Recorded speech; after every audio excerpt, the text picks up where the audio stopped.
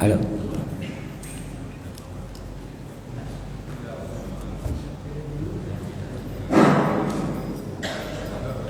Bismillahirrahmanirrahim. Assalamualaikum warahmatullahi wabarakatuh. Alhamdulillahi rabbil alamin. Wassalatu wassalamu ala asyrafil anbiya'i wal mursalin wa ala alihi wa ashabihi wasallam. Amma ba'du, wa ya ayyuhan nas ittaqullaha haqqa tuqatih wa la tamutunna illa wa antum muslimun. Rabbi shrah li sadri wa yassir li amri wa hlul min lisani yafqahu qawli. Yang terhormat Bapak-bapak, Ibu-ibu jemaah maghrib di Masjid Al-Amin, pada malam hari ini sebagaimana kajian kita yang disampaikan oleh Bapak Dr. Haji Sayyidul Amin MA, untuk hemat waktu kita mulai dan kita buka acara dengan membacakan basmalah. Bismillahirrahmanirrahim. Kami persilakan kepada Bapak Dr. Haji Sayyidul Amin MA.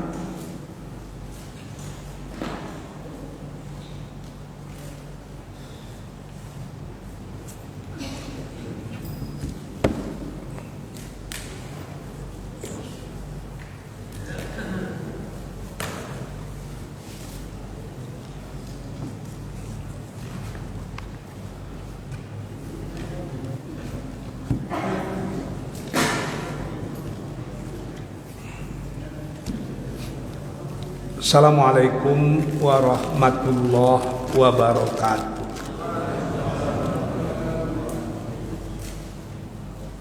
Alhamdulillahi rabbil alamin, wa bihi nasta'in ala umurid dunya waddin.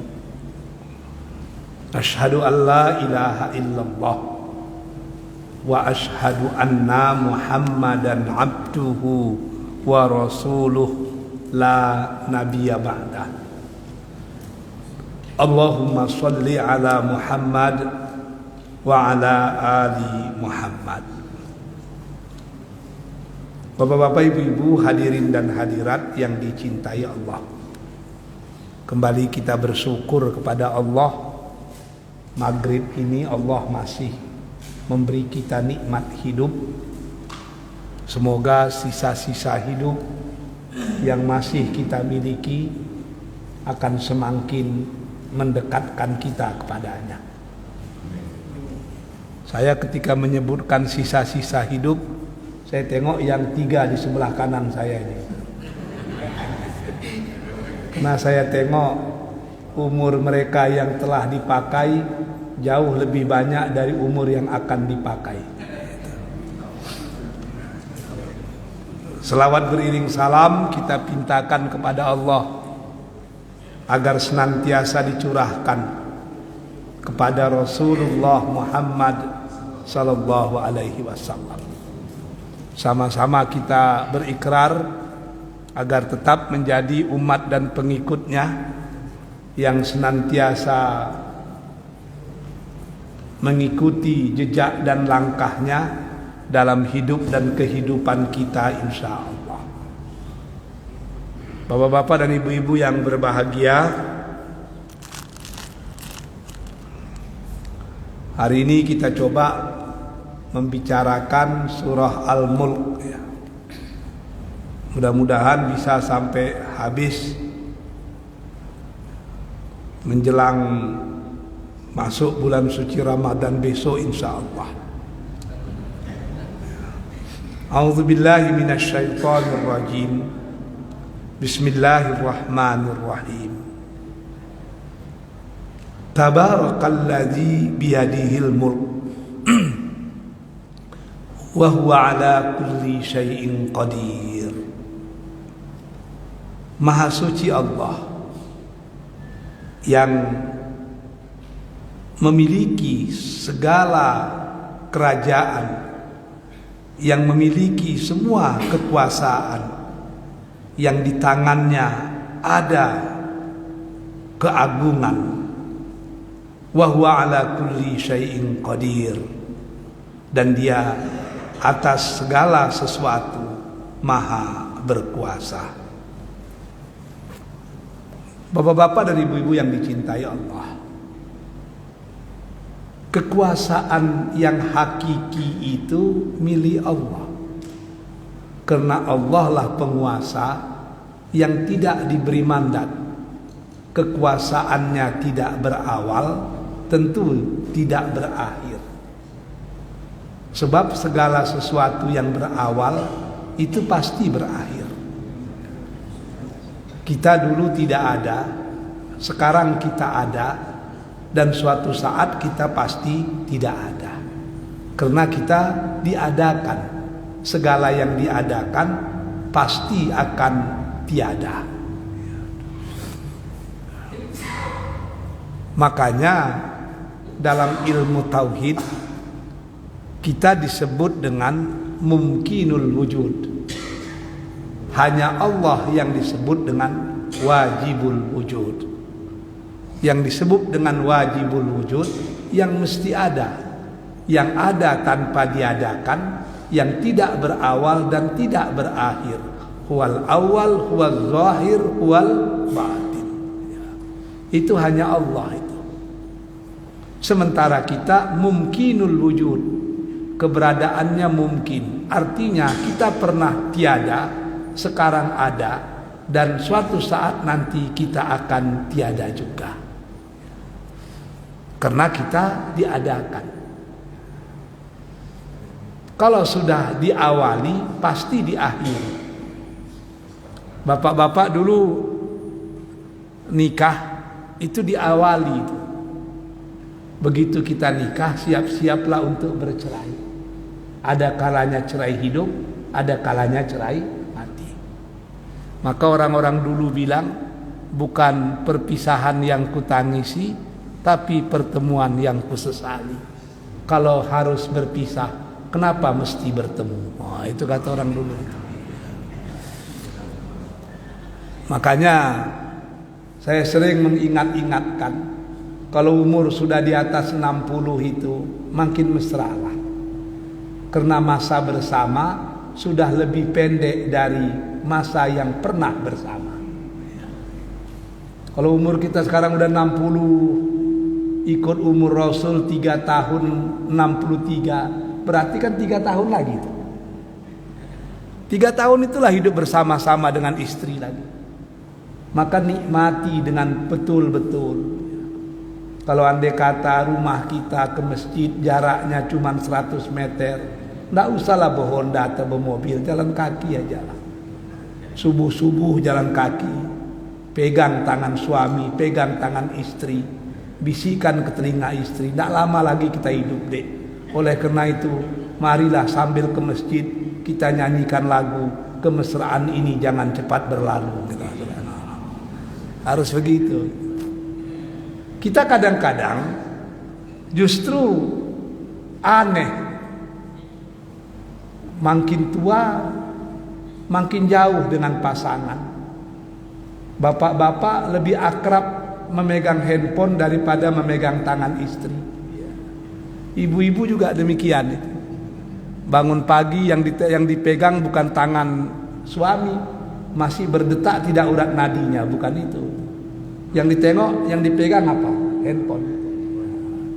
Bahkan jujur saja kita lebih akrab dengan handphone daripada dengan istri kita. Setahu saya di Pekanbaru ini yang bangun tidur tidak megang handphone tapi megang istri itu cuman Bang Haris. Karena handphonenya dipegang istri. Itu masalah Bang Haris.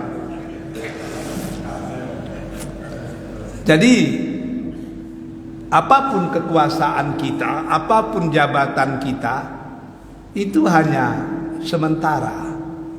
Karena dia berawal. Kekuasaan yang tidak pernah berawal dan tidak pernah berakhir, itu hanya kekuasaan Allah.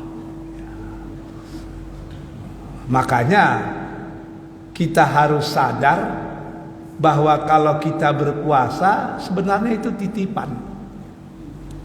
Saya teringat itu ketika The Great Alexander, yang dalam bahasa Arab disebut dengan Iskandar Zulkarnain akan meninggal dunia, dia berpesan kepada sahabat-sahabatnya, besok kalau aku meninggal, tolong angkut aku di atas kerenda, di atas tandu yang tangan dan kakiku nampak. Terkejut sahabat-sahabatnya, kenapa harus seperti itu? Maka dia menjawab, agar orang tahu bahwa the great Alexander, Iskandar Zulkarnain yang begitu hebat, ketika mati tidak membawa apa-apa. Padahal dia menguasai timur, dia juga menguasai barat.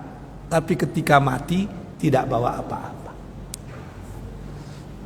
Jadi kekuasaan itu titipan Allah. Berapa banyaknya orang berkuasa yang akhirnya hancur berantakan. Ada penguasa yang hebat yang bernama Fir'aun, itu sampai mendeklarasikan dirinya sebagai Tuhan. Ana Rabbukumul A'la, akulah Tuhanmu yang paling tinggi. Tapi dia hancur bukan dengan bala tentera yang hebat, bukan dengan musuh yang jauh. Yang membuat dia kalah justru anak angkatnya sendiri, yang dibesarkannya di rumahnya sendiri, di istananya sendiri. Itulah Nabi Musa. Ternyata kalau Allah ingin meruntuhkan kekuasaan seseorang, tidak perlu jauh-jauh.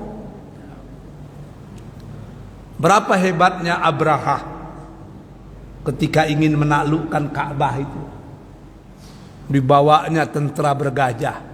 Ada yang bilang 20 gajahnya, ada yang bilang 40, macam-macam lah. Orang Arab bingung, belum pernah melihat hebatnya tentera bergajah. Yang gajah Afrika itu luar biasa besarnya. Sehingga tidak ada satu pun kekuatan Arab yang berani melawannya. Rasa-rasanya Ka'bah itu sudah akan diluluh lanyakkan oleh Abraha tadi. Tapi Allah menghancurkan Abraha bukan dengan persenjataan yang kuat, bukan dengan tentera yang hebat. Abraha itu bertekuk lutut hanya dengan burung-burung kecil yang besarnya tidak lebih dari burung pipit yang dikenal dengan burung ababil. Jadi tentera yang begitu besar ditaklukkan Allah dengan burung kecil yang selama ini tidak dianggap orang memiliki kekuatan apa-apa. Kalau burung elang hebat itu, paruhnya keras, cakarnya pun hebat. Kalau burung pipit apa yang ada? Tapi burung-burung kecil itulah yang menghancurkan tentera bergajah. Hancur kekuatan Abraha itu. Tempat mereka bertahan itu menjadi padang jarak, padang tekukur itu. Habis. Ternyata kalau Allah ingin memberikan kekuasaan mudah. Tapi kalau Allah ingin mencabut kekuasaan itu jauh lebih mudah. Tu'til mulka mimman tasha wa tanzi'ul mulka mimman tasha. Kalau Allah ingin memberikan kekuatan kepada seseorang, that is small matter. Tapi kalau Allah mau mencabut kekuatan yang ada pada seseorang, itu juga mudah sekali bagi Allah. Jadi kalau kita ingin berkuasa, dekatkan diri kepada Allah, sehingga kekuasaan kita itu akan kita pergunakan sesuai dengan keinginan Allah. Memang sesungguhnya kita tidak memiliki apa-apa. Berilmu kita itu titipan Allah itu. Kalau Allah ingin mencabut ilmu itu anytime, kapan saja bisa. Saya pernah ceritakan kemarin itu. Ada kawan saya di Kuala Lumpur, Bang Jamal namanya. Orangnya lurih-lurih tabuang. Tenang, baik sekali. Tapi lurih-lurih tabuang. Saya sering mempegarahkannya. Sering bergurau dengan dia karena dia tidak pandai marah. Suatu hari diajaknya saya pergi ke rumahnya. Terkejut saya. Sampai di rumahnya ternyata banyak foto-foto dia pakai toga, dia pakai pakaian yang lengkap itu.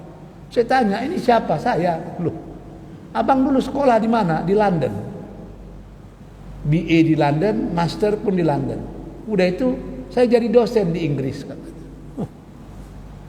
Jadi dosen di Inggris saya bilang. Sekarang kenapa lurih tabuang, kandua selayang gitu kan? Gimana ini? Baru dia cerita. Nilai saya bagus dulu. Kuliah di Inggris bagus. S2 di Inggris bagus. Sehingga diminta jadi dosen di Inggris, luar biasa. Saya bawa anak istri ke Inggris katanya. Mujuan nanda dapet di raya, malang nanda dapet di tulak. Sedang enak-enaknya jadi dosen, kena penyakit, ada tumor di otaknya. Dioperasi. Karena di Inggris canggih, dioperasi, oke, selamat. Selesai operasi, jangankan teori-teori ekonomi yang hebat, istrinya sendiri pun dia tidak kenal lagi. Tidak kenal. Blank. Hadisnya rusak. Tidak tahu lagi. Diajari, ini istrimu, ini anakmu, diajar membaca. 6 bulan baru bisa membaca balik. Akhirnya diputuskan kontraknya, dia pun balik ke Malaysia. Setelah itu ya kerja di lembaga-lembaga sosial. Jadi kecerdasannya yang luar biasa itu hilang hanya karena tumor yang dititipkan Allah ke otaknya. Wah, habis. Begitulah cara Allah kalau mau mencabut ilmu seseorang. Tapi kalau Allah mau memberikan ilmu, mudah juga. Ada seorang pelajar dulu di Arab itu, belajar dengan kawan-kawannya. Kawannya naik kelas, dia tinggal. Kawannya bisa menghafal, dia enggak. Akhirnya kawannya udah sampai tinggi belajar, dia di situ juga. Yang paling sedih pada akhirnya, karena dia tidak naik kelas juga, yang mengajar dia kawan-kawannya yang sama mengaji dulu. Frustrasi dia, gimana ini? Orang menghafal lengket, kita 9 yang dihafal, 10 yang lupa, macam mana caranya? Bingung dia, lari dia ke pegunungan, masuk ke dalam gua, merenung di situ. Ba'alau tak komada bana. Tak bisa diajak untuk kompromi ini. Lemah betul otaknya. Siapalah yang salah ini? Sambil dia berpikir seperti itu, nampaknya air menetes dari dinding, dari langit-langit gua itu ke bawah. Tengoknya udah bertakung air. Dibersihkannya udah dalam itu takungannya. Tengoknya ke atas air. Ternyata air yang lunak, kalau terus menerus menetes di atas batu yang keras, batu itu akan berlubang juga, sehingga air bertakung di situ. Rasanya otakku ini tidaklah sekeras batu. Mungkin yang kurang cara belajarku, kesungguhanku kurang, konsentrasiku tidak penuh. Maka mulai besok aku akan belajar sungguh-sungguh. Belajar dia dengan kawan yang jadi guru. Enggak berapa lama tamat. Cari guru yang hebat, tamat. Akhirnya dia pula lah menjadi guru bagi kawan-kawannya. Bahkan menjadi guru bagi guru-gurunya. Itulah orang yang kita kenal dengan Ibnu Hajar Al-Asqalani. Ibnu anak Hajar Batu, Ibnu Hajar Al-Asqalani nama daerahnya. Jadi dia itu disebut dengan Ibnu Hajar karena kecerdasannya muncul setelah belajar dari batu yang ditetesi oleh air dari langit-langit gua. Dari situ menjadi ulama yang hebat. Dialah yang mengarang kitab Fathul Bari, yang menghimpun hadis-hadis dari Imam Bukhari. Jadi kalau Allah ingin memberi seseorang ilmu, wah, mudah sekali. Tapi kalau Allah mau mencabut ilmu itu, mudah juga. Begitu juga kekuasaan, begitu juga kekayaan. Kalau Allah mau berikan kita kekayaan, entah dari mana-mana datangnya. Tapi kalau Allah mau mencabut kekayaan itu, entah dari mana pula lah tibanya, sehingga kita menjadi miskin papa kedana, tidak punya apa-apa. Jadi Allah Subhanahu wa taala, tabarakallazi biyadihil mulk wa huwa ala kulli syai'in qadir. Semua kekuasaan itu ada pada Allah, dan Allah atas segala sesuatu maha berkuasa. Kita teruskan. Allazi khalaqal mauta wal hayata liyabluwakum ayyukum ahsanu amala. Allah itu yang menciptakan mati. Kenapa mati dulu? Karena memang awalnya kita mati. Ketika bertemu sperma dengan ovum, menjadilah dia seperti zigot, lalu menjadi darah. Darah itu menempel di rahim yang disebut dengan alaqah, membesar. Kapan kita baru betul-betul hidup yang mandiri? Ketika ruh ditiupkan ke badan, sekitar 4 bulan lebih lah, baru betul-betul hidup itu. Kalau yang tadi menumpang kehidupan, ketika ruh baru betul-betul hidup. Maknanya kita dulu mati baru hidup. Allazi khalaqal mauta wal hayata. Dia menciptakan kita mati, dihidupkannya, nanti dimatikannya lagi. Apa gunanya? Liyabluwakum ayyukum ahsanu amala. Untuk menguji kamu, siapa di antara kalian yang lebih baik amalnya. Canggih sekali Al-Quran ini. Dia tidak katakan liyabluwakum ayyukum aksaru amala. Kalau dikatakannya aksaru amala, habislah kita. Siapa yang paling banyak amalnya, habis kita itu. Tentu orang yang kaya lebih banyak amalnya daripada kita yang miskin. Orang yang alim lebih banyak amalnya daripada kita yang jahil. Tapi Allah minta liyabluwakum ayyukum ahsanu amala. Bukan yang paling banyak amalnya, tapi yang paling baik amalnya.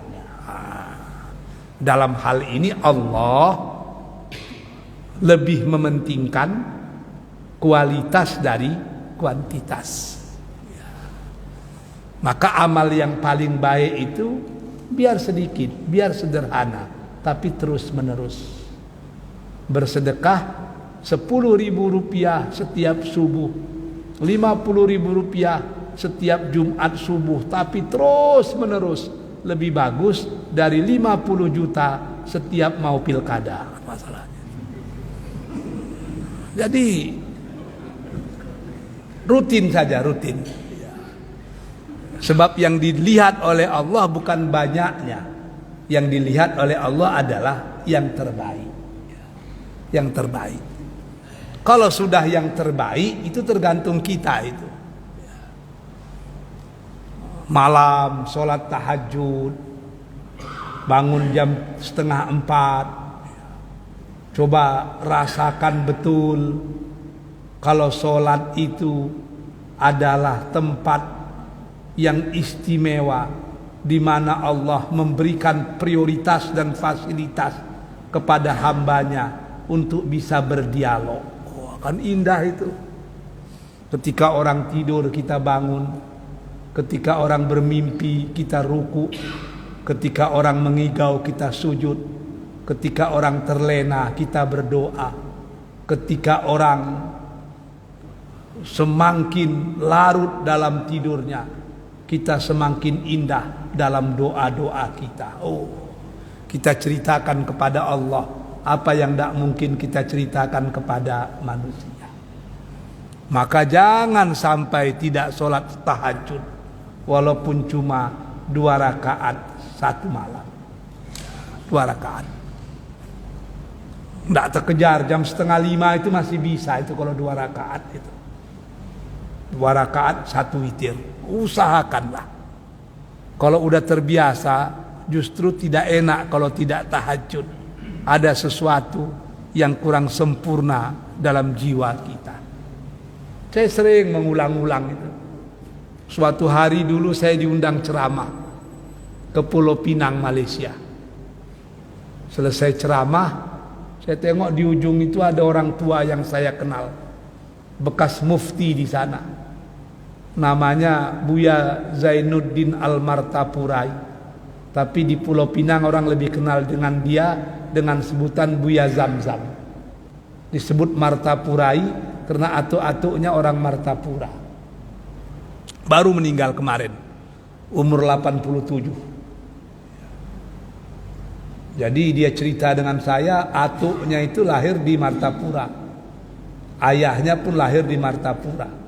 Kecil ayahnya dibawa ke Kuala Ino, dari Kuala Ino menyeberang ke Selangor, maka di Selangorlah mereka membesar, di Sabak Bernam namanya.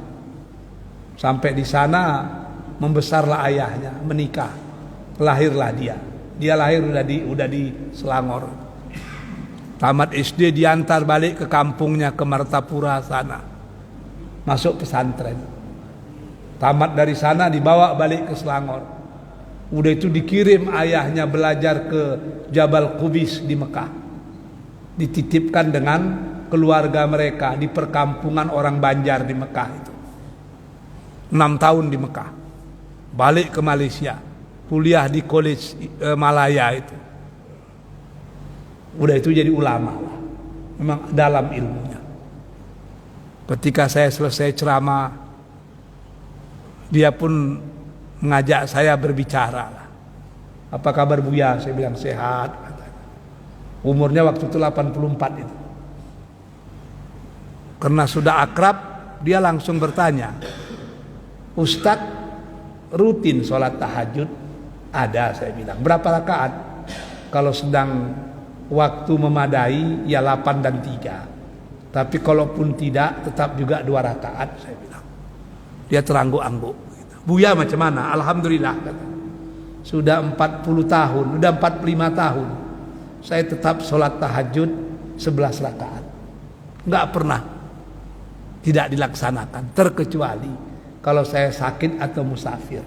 Kalau saya menetap pasti sholat tahajud, dan itu 11 rakaat. Ustadz katanya dengan saya, di sholat tahajud itulah kekuatan batin kita diasah dan diasuh, sehingga jiwa kita bisa sekeras baja. Kalau kita penceramah ini tidak sanggup sholat tahajud, sebaiknya minta pensiunlah dari penceramah. Kata, wah, waktu dia ngomong itu merah kuping saya dibuatnya. Kalau itu diberlakukan di Pekanbaru, terlalu banyak penceramah yang terpaksa mengajukan pensiun muda itu. Itu betul itu. Kekuatan jiwa di situ. Sebab ajaran Islam ini kan sangat sederhana. Mau sehat, puasalah. Paling tidak 3 hari dalam sebulan. Yaumil Bait. Mau lebih bagus lagi, Senin Kamis. Mau lebih bagus lagi puasa Nabi Daud. Kepingin agar kita dimuliakan orang di dunia dan di akhirat, rutinkan tahajud. Fatahajjad bihi nafilatan lak asa ayyab asaka rabbuka maqaman mahmuda. Laksanakanlah tahajud itu, walaupun itu sunnah. Moga-moga Allah akan meletakkan engkau maqaman mahmuda, di tempat yang terpuji, baik di dunia apalagi di akhirat. Kita tidak profesor, tapi orang lebih menghormati kita dari profesor. Kita tidak sarjana, tapi orang lebih memuliakan kita dari sarjana. Kita orang biasa, tapi orang lebih dengar suara kita dari suara para penguasa. Kenapa? Tahajud. Mau kita bisa istiqomah, tidak candu pipi di atas buki, kama angin bertiup ke situ condongnya. Sembayang witir. Sembayang witir. Witir itu memperkokoh jiwa itu. Kita kepingin mudah rezeki, sembayang duha. Allah yang menjamin itu. Jadi semua amal-amal itu sederhana, tidak ada biaya, tapi memiliki makna. Dalam bahasa Pariaman disebut dengan humble but meaningful. Sederhana. Jadi kalau mau berkuasa, dekatkan diri kepada si pemilik segala kekuasaan. Kalau mau beramal, usahakan amal itu amal yang terbaik. Bagaimana caranya agar kita bisa melaksanakan amal yang terbaik itu? Mudah. Sebagian ahli sufi menyatakan, kalau kita ingin ibadah kita itu sempurna, ibadah kita itu baik, cobalah ketika melakukan ibadah itu, anggap kalau yang kita lakukan adalah yang terakhir. Tadi kita sembahyang maghrib, sebentar lagi sembahyang isya. Siapa di antara bapak-bapak yang yakin masih hidup di waktu subuh besok? Ada. Berapa banyaknya orang yang sehat di waktu maghrib, sehat di waktu isya, meninggal dunia di waktu subuh? Banyak itu. Saya pernah ceritakan itu. Hari Jumat waktu Covid itu. Saya ditelepon orang, Ustadz mau jumpa. Di mana? Saya bilang, di Pekanbaru lah. Nanti siap subuh kami berangkat dari Taluk Kuantan. Iyalah, saya bilang. Ustadz di mana khutbah? Di Polda. Saya bilang, oh ya. Boleh kami masuk situ? Nggak, Covid ini terbatas yang bisa sholat di Polda. Saya bilang, di Al-Azim itu. Selesai sholat diteleponnya, di mana? Masih di Polda. Saya bilang. Di mana kita jumpa? Oh, di sanalah sambil makan siang, saya bilang. Saya ajak makan siang. Selesai makan siang saya tanya, ada apa? Ini proposal, Ustaz. Untuk apa ini? Rumah tahfiz. Di kampung di Kalumbu namanya, seberang Taluk itu, kita mau bikin sekolah tahfiz Quran. Sedang kita bangun. Menurut kami Ustaz bisa membantu.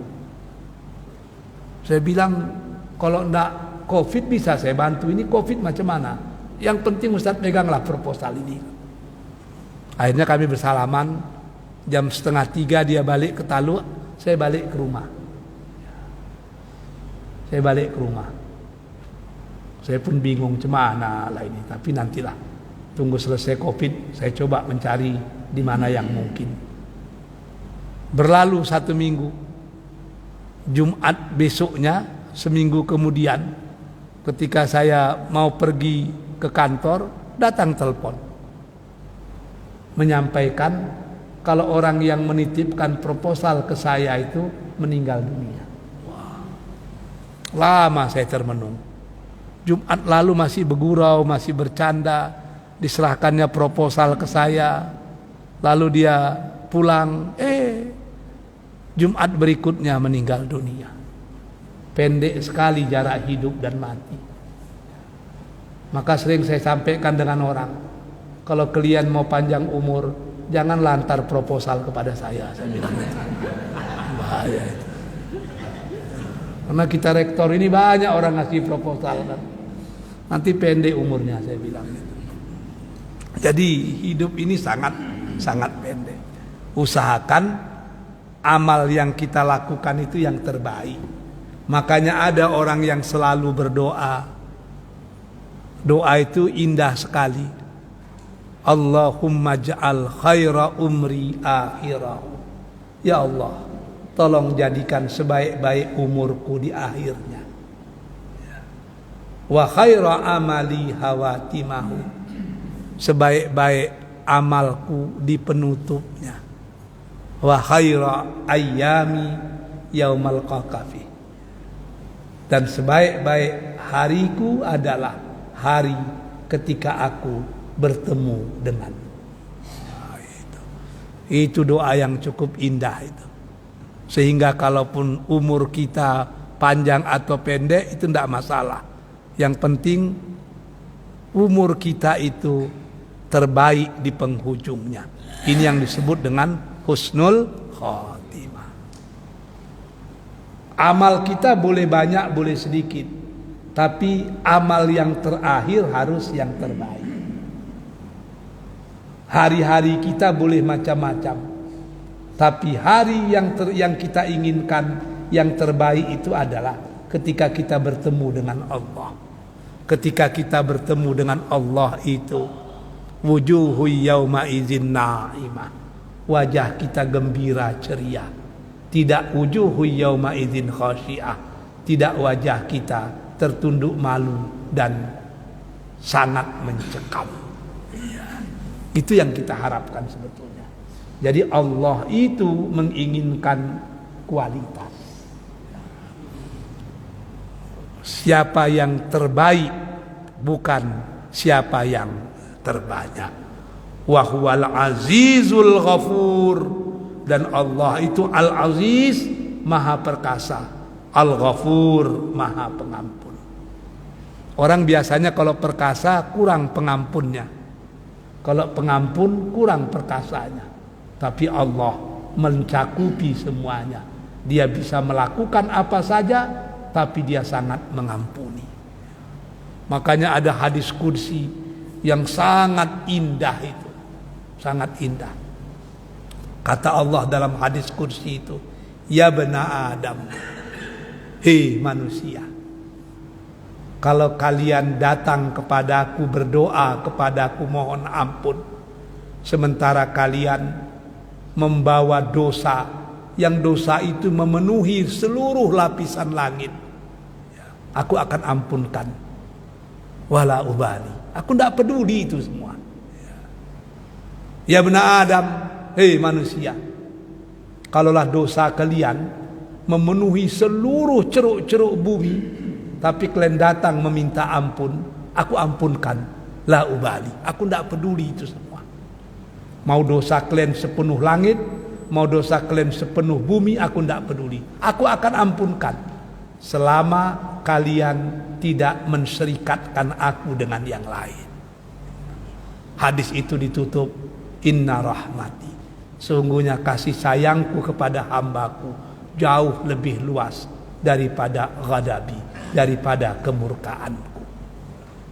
Jadi selagi ruh masih ada di kandung badan dan kita tidak melakukan kemusyrikan, walaupun dosa itu memenuhi 7 lapisan langit dan bumi, kita minta ampun, Allah akan mengampunkannya.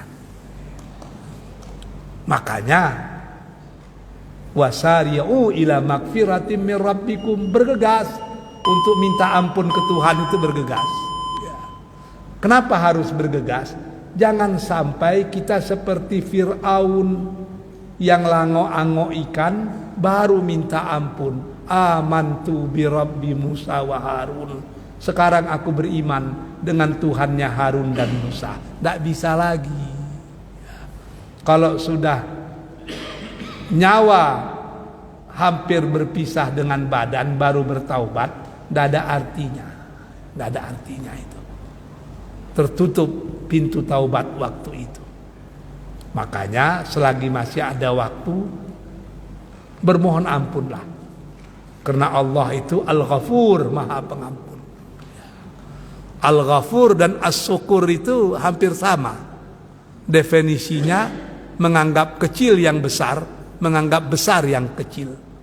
Sebesar apapun dosa kita, kalau kita minta ampun, bagi Allah dosa yang besar itu kecil. Sekecil apapun amal kita, kalau kita ikhlas, bagi Allah itu sangat besar. Sudah sholat, bacalah Subhanallah, Alhamdulillah, Allahu Akbar. Tidak sampai 10 menit itu.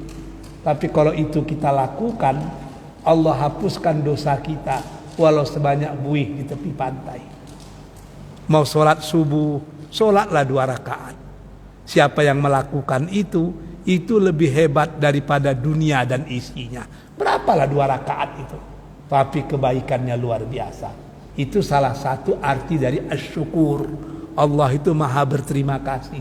Yang kecil dianggapnya besar, yang besar dianggapnya kecil.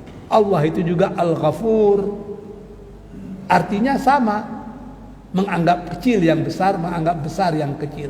Dia mengampuni dosa orang yang berdosa, walau dosanya itu tidak terkira lagi, asal dia minta ampun dengan ikhlas. Pekerjaan kecil yang dilakukan bagi Allah itu sangat besar. Saya rasa itu dululah yang kita sampaikan. Insya Allah kalau ada waktu kita lanjutkan pada pertemuan yang akan datang. Sebelum kita tutup, so far any question? Ada yang punya pertanyaan?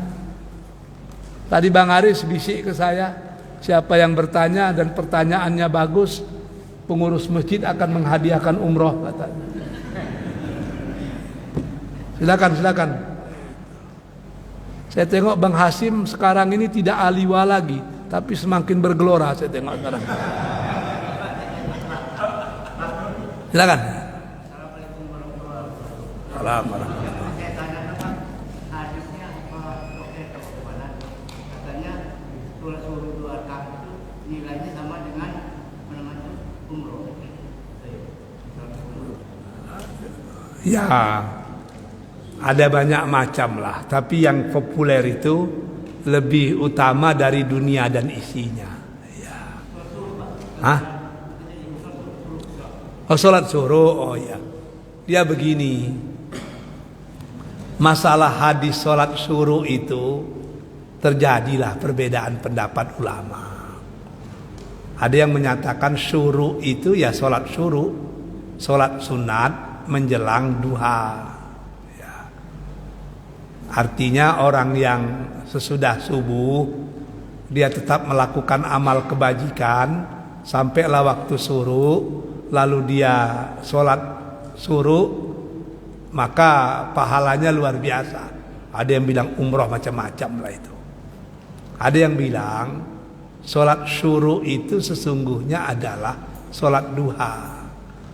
Maka sholat suruh itu sholat duha di awal waktu. Ya. Ada yang berpendapat seperti itu. Ya.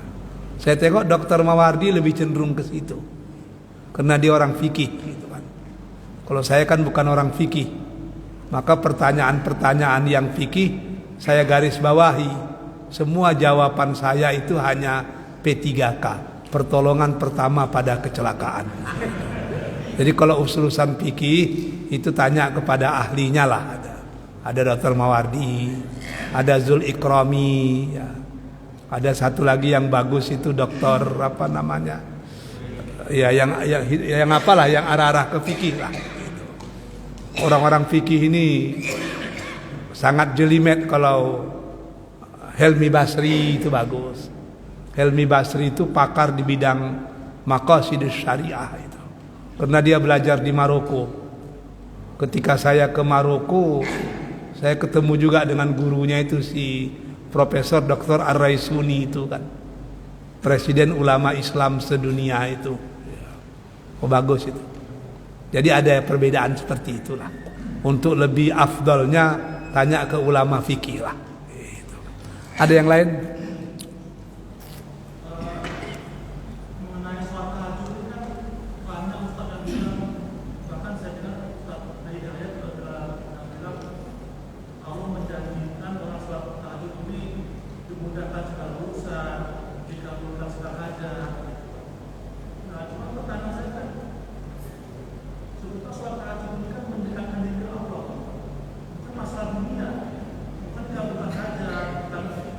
bisa lancar, bukan seperti itu. Karena prinsipnya kalau kita dekat sama Allah, pasti itu untuk Allah. Contohnya para nabi dan rasul. Nabi Muhammad itu sholat tahajud nggak pernah berhenti, Pak. Setiap hari sholat tahajud. Tapi coba itu makin berat, bukan makin gampang, Pak. Ini hadisnya benar nggak ini sebenarnya? Orang sholat tahajud itu gampang, dipermudah segala urusan, dikabulkan segala hajat, utang-utangnya lancar lunas, gitu. Ini kan masalah dunia. Ini sahih sholat hadisnya ini, Pak. Karena banyak ustaz bilang seperti itu. Prinsipnya kalau sholat tahajud kita mendekatkan kepada Allah dan mendekatkan diri kepada Allah itu, kita pasti akan dicoba dengan begitu banyak cobaan yang sulit untuk prinsipnya. Tapi kenapa ustaz banyak kan sholat tahajud kalau ada utang sholat tahajud, kalau ada masalah sholat tahajud, ini kan soal dunia. Dia begini, saya setuju dengan Anda itu. Cuman yang berpaham seperti Anda kan tidak banyak juga. Dia begini,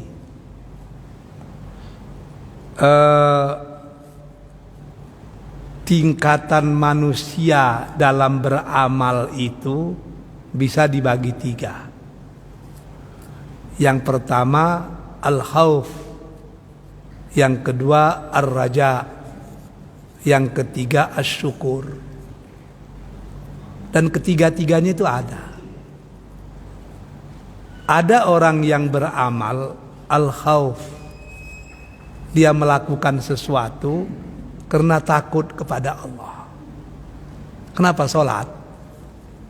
Supaya tidak masuk neraka. Kenapa zakat? Kalau tidak berzakat nanti disetrika. Ada hadisnya yang bilang seperti itu, ada. Tapi hadis itu cocok untuk orang pada level al-khauf. Ya. Ada lagi orang beramal ar-raja, karena bermohon, berharap. Kenapa masuk surga? Kenapa sholat? Supaya masuk surga. Kenapa berzakat? Supaya urusan dunia aman, urusan akhirat pun mudah. Kenapa haji? Supaya wawasan semakin luas, dosa pun tidak ada lagi. Kenapa puasa? Agar sehat badan dan dosa pun diampunkan. Ada hadisnya, ada. Tapi untuk mereka yang masih pada level ar-raja, masih mengharap. Ada yang level lebih tinggi lagi. Ini yang disebut dengan asyukur.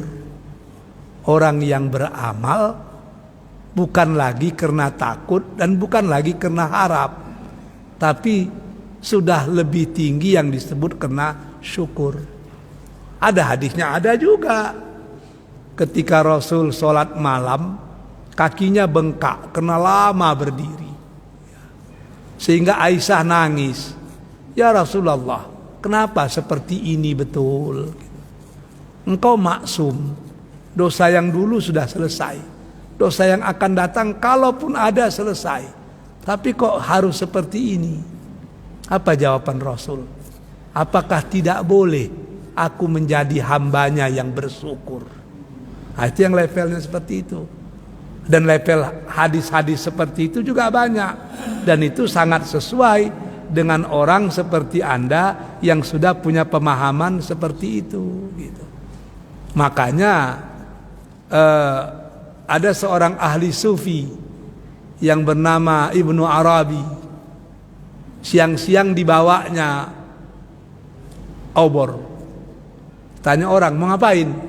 "Aku membakar neraka," aku katanya. "Oh, kok gitu?" "Supaya orang beramal bukan lagi takut kena neraka." Orang terangguk-angguk. Besok bawanya lagi obor. Tanya orang, "Kenapa?" "Aku membakar surga." "Kok gitu?" "Supaya orang beramal tidak lagi mencari surga." Kalau gitu macam mana? Mereka beramal bukan lagi karena takut neraka, bukan lagi karena ingin ke surga, tapi semata-mata hanya karena Allah. Beramal sajalah. Kalau Allah memasukkan ke surga syukur, kalau masukkan ke neraka pun mau bapai lagi, karena Dia yang berkuasa. Jadi kan udah pada level yang begitu. Ada satu buku kecil yang bagus, tapi saya tidak tahu dari terjemahkan ke dalam bahasa Indonesia atau belum. Tapi kalau Anda bisa bahasa Arab, bagus itu buku itu. Karangan Syekh Yusuf Al-Qardawi itu, Al-Iman bil Qadar itu. Bukunya tipis itu. Kalau Anda bisa bahasa Arab, saya fotokopikan, bulan depan saya serahkan ke Anda itu. Di buku itu dia menyatakan begini, orang yang beramal itu terbagi dua. Kalau Qardawi dua, yang tadi tiga. Yang pertama katanya litta'ah, karena patuh. Yang kedua lil mahabbah, karena cinta. Dua-duanya boleh. Ada orang yang sholat, kenapa? Karena patuh kepada Allah. Nggak mau dia berzina, kenapa? Karena patuh kepada Allah. Boleh itu, boleh, tidak ada masalah. Tapi yang paling tinggi kata Qardawi, lil mahabbah. Dia sholat karena cinta. Dia tidak berjudi juga karena cinta. Itulah level yang paling tinggi. Kalau kita melakukan sesuatu litta'ah, itu masih menjadi beban, masih berat, masih jadi kewajiban. Tapi kalau lil mahabbah, melakukan sesuatu karena cinta, maka selakalanya akan terasa begitu ringan. Karena orang yang bercinta semakin berat, semakin banyak perintah yang diberikan oleh orang yang dicintainya, semakin indah terasa itu. Maka wajar juga kalau orang dulu bilang love is blind, cinta itu adalah buta.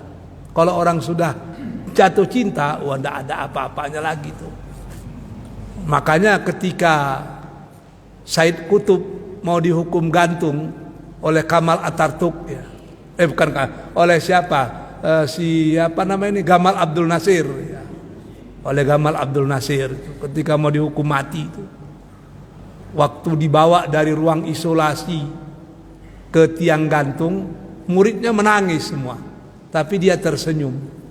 Salah seorang muridnya bertanya, kami menangis, tapi kenapa Tuan Guru tersenyum? Apa katanya? Kenapa harus menangis? Sebentar lagi aku akan bertemu dengan kekasihku Allah Subhanahu wa Ta'ala. Wah, kan udah lain levelnya itu. Ibu-ibu pun gitu juga gitu. Kalau bikinkan kopi untuk suami ibu-ibu karena taat, itu harus pakai gula biar manis. Tapi kalau ibu-ibu bikin kopi untuk suami karena cinta, pakai air ludah pun manis sendirinya itu. Wabillahi taufiq wal hidayah. Assalamualaikum warahmatullahi wabarakatuh.